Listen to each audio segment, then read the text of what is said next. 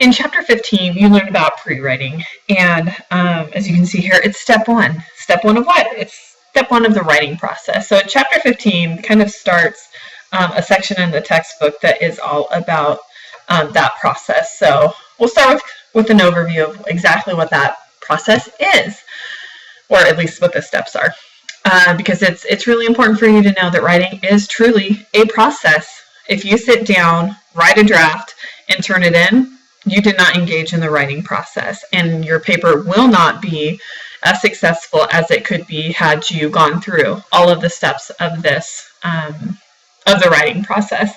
And this is true for students at any level of writing, whether it be in this class or in 122 at Blue Mountain, or a professional trying to get something published in a scholarly journal. We all engage in the writing process. There are multiple steps that we must go through in order to have a better product in the end. So please don't look at these as more work and, oh, this is boring. It will help you in the long run. So please don't just sit down, type something, and turn it in. That's not what writing is. Writing takes practice, but it also takes a lot of patience, a lot of thought, a lot of planning, and then the execution of it, and then fixing what you need to fix. So step one is pre-writing. We're going to talk about that right now, and then in step two, we'll talk about that in the next video for chapter 16. In step three, we'll get to all of these eventually, but in step three, I want to mention that's really where the work comes in. So you do want to pre-write, gather some ideas, you do want to organize them and outline them and get them where you want to be, but it's the writing that that puts your paper into, the shape it's going to take when you turn it in. So that's called drafting, and please don't be deceived into thinking that that is one single step. You need to draft multiple times. So you've got a first draft, you've got a second draft, you could have 3, 4, 5, 6 drafts before you ever turn one in, and that is all part of step 3, the writing part of the writing process. So again, don't think that that's just one draft, I'm good, I'm done. I did a lot of planning, so the one draft's going to be okay. Yeah, that's not true either. So even with planning and organizing, you want multiple drafts that have significant changes and improvements to them. That's why I've allowed you this quarter to turn in each paper twice. I'm hoping that the papers you turn in the first time are not a first draft. I'm hoping for at least a second or third, and then by the time you turn them in the second time, maybe a third, fourth, fifth draft. If that's not what you're doing, it's what you should be doing, because your writing will be much better the more time you spend with it. So in step 4, if you work your buns off and do great work in steps 1 through 3, step 4 is going to be a little easier for you, because revising is when you go back and look at at your work as a whole. So you're not looking at punctuation marks and grammar. You're looking at, okay, how well do I support my main point in this body paragraph, and how can I rearrange my body paragraphs to be more efficient? How can I support my thesis better? That's revising, the big stuff, the really, really important elements in your writing. And then step 5 is where you do your editing, making sure things are capitalized that should be and aren't, not capitalizing things that shouldn't, punctuation, grammar, things like that.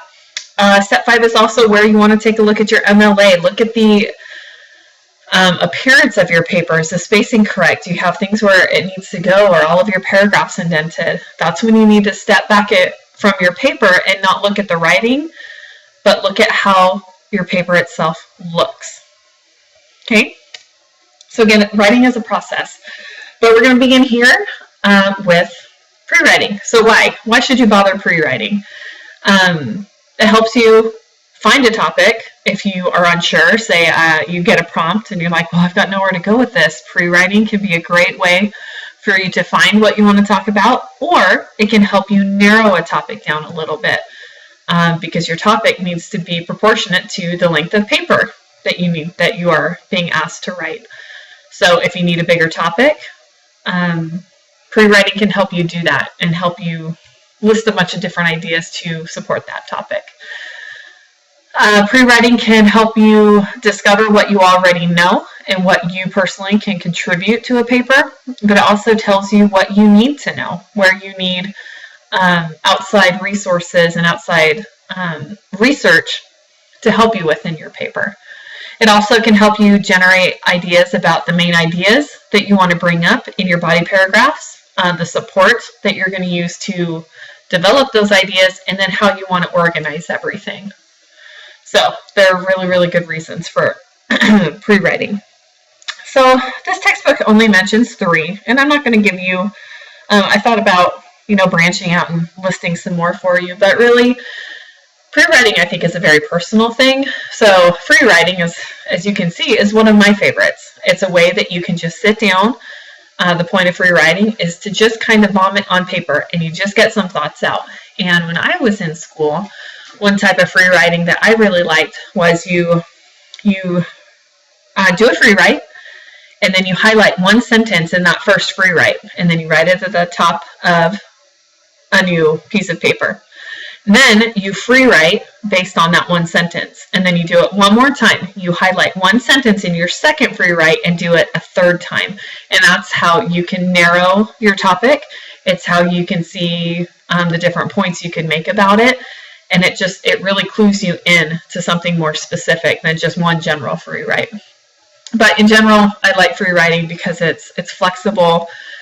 It doesn't take a whole lot of format and things like that. You just sit down and write, and you just keep writing, and you don't stop writing. Another type of free writing I teach in another class is called passage-based free writing, and that's when you take a quote. Say you are asked to write about a certain issue, and you find a good resource to use, and you find a quote that you find particularly powerful or influential. You can then base your free write off of that quote. That's why it's called passage-based free writing. It focuses your free write a little bit, and then you're responding to something specific. So that can be effective too. You can also brainstorm and cluster. The textbook gives you examples and directions on how to do that. So really, it comes down to what works for you and what you prefer. But no matter what you do something. When I was in school as well, one of my forms of pre-writing was annotating in books. Generally, I dealt with literature. So as I would go through, I would know, okay, I'm going to have a term paper due at the end of this quarter. I might as well start looking now. And I would start annotating and finding what particular themes and issues within the text that interested me. And so all I had to do was go back and look through those and then find quotes to develop it. So try to be aware when you're doing assignments like that. Be aware that, okay, I'm going to be assessed on this somehow. What can I do? And just be aware, again, as you work through it. All right, so choosing a main idea. This is extremely, extremely important. And I think if you can really grasp the concept of getting a main idea and developing a thesis statement, you're going to be a much, much stronger writer and do better in your future composition courses. So after you narrow your topic, that's the first thing you have to do. You come up with a main idea about that topic. Now, the textbook keeps saying main idea, blah, blah, blah. What that really translates to is the thesis statement in your paper. If you don't have a thesis statement that controls your entire paper, it won't have any focus. It won't have any organization. None of the main elements of good writing will be in place because you have no point. I've commented on that on some of your papers. So your main idea is your thesis statement. If you have a main idea within a paragraph, that's your topic sentence. Okay, so you need a topic sentence for every paragraph. So you need a main point, a main idea in every paragraph, but your overall paper has to have a main idea, and that is your thesis statement. So the textbook tells you this is a good way to start, baby steps. It's good because thesis statements are extremely difficult, and I fully acknowledge that. So they do take practice. So I think the textbook kind of gives you a good formula to use, and that is the two components: what your topic is and what your point about it is. Okay, that becomes your thesis statement that drives your entire paper, not your paragraphs, your paper. Okay, and again, as I said a moment ago, without this main idea, or, well, in this case, I said a topic sentence, without a main idea or a topic sentence or a thesis statement, your paragraphs and your paper cannot be focused, no matter how hard you try. Because if you don't have a focus from the very beginning, how do you know what to say? How do you know what to support? And it just falls apart immediately, even if it looks like it's well written.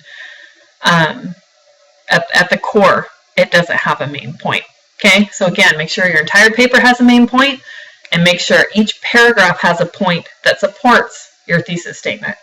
Okay, you've got two different things that you're working with: topic sentences and thesis statements.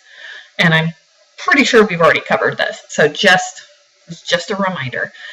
Now, a working thesis. I don't want you to think that when you set up this main idea or thesis statement at the beginning of your pre-writing process that your thesis can't change.